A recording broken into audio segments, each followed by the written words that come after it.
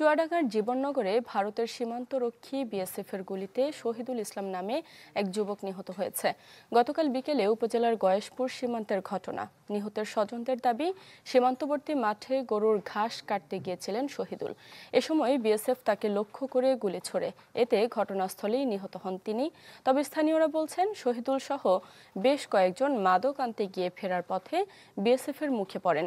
BGB জানিয়েছে, নিহত শহীদুলের মরদেহ ভারতে নিয়ে গেছে বিএসএফ।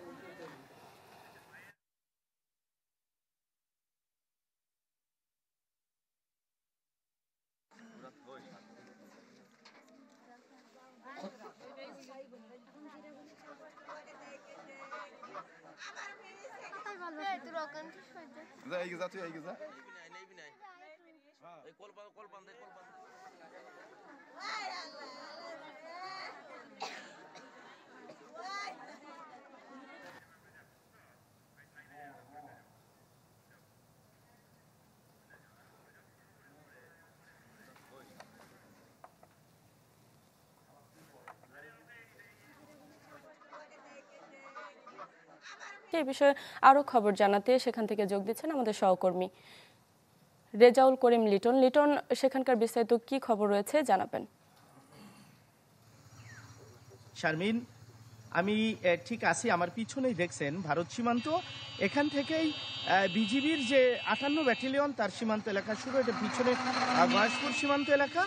গতকাল বিকেলে গয়েশপুরের যে ঘটনাটি ঘটেছে সেটি আপনার শহীদুল ইসলাম নামে একজন বাংলাদেশি নাগরিক, তার পরিবার বলছে সে সীমান্তবর্তী মাঠে ঘাস কাটতে গিয়েছিল বিকালে, তারপরেই নিখোঁজ হয়ে যায়। পরে সন্ধ্যার পরে তারা জানতে পারেন যে বিজিবি ভারতের অভ্যন্তরে তাকে গুলি করেছে এবং গুলি করার পরে দুঃখিত বিএসএফ তাকে গুলি করেছে।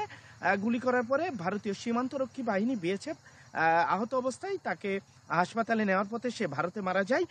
পরে তার মরদেহ ভারতের পুলিশের কাছে হস্তান্তর করেছে বিএসএফ। বিজিবির 58 ব্যাটালিয়নের যিনি কমান্ডার আছেন, যিনি অধিনায়ক আছেন, আমাদেরকে এই বিষয়টি রাতে নিশ্চিত করেছেন। তো গয়েশপুরের লস্করারির ছেলে শহীদুল। তো আরেকটি পক্ষ বলছে যে তারা আসলে একটা গ্রুপ করে ভারতে তারা কয়েকজন গিয়েছিল মাদক আনতে, তারপরেই বিএসএফ তাদের ধাওয়া করে তারপরে তাদের উপর গুলি বর্ষণ করে। এটি একটি সূত্র আমাদেরকে জানিয়েছে। তবে বিজিবির পক্ষ থেকে এই ঘটনাটি আরও খোঁজ খবর নেওয়া হচ্ছে এবং বিজিবি বলছে যে বিএসএফকে তাদের সাথে কথা হয়েছে। বিএসএফ তাদের এই মরদেহের অর্থাৎ শহীদুল ইসলামের মৃত্যুর বিষয়টি নিশ্চিত করেছে। এখন পতাকা বৈঠকের মাধ্যমে তার মরদেহ ফেরত আনার প্রক্রিয়া চলছে। শারমিন। লিটন, ধন্যবাদ আপনাকে। দর্শক, চুয়াডাঙ্গা থেকে যুক্ত হয়েছিলেন আমাদের সহকর্মী।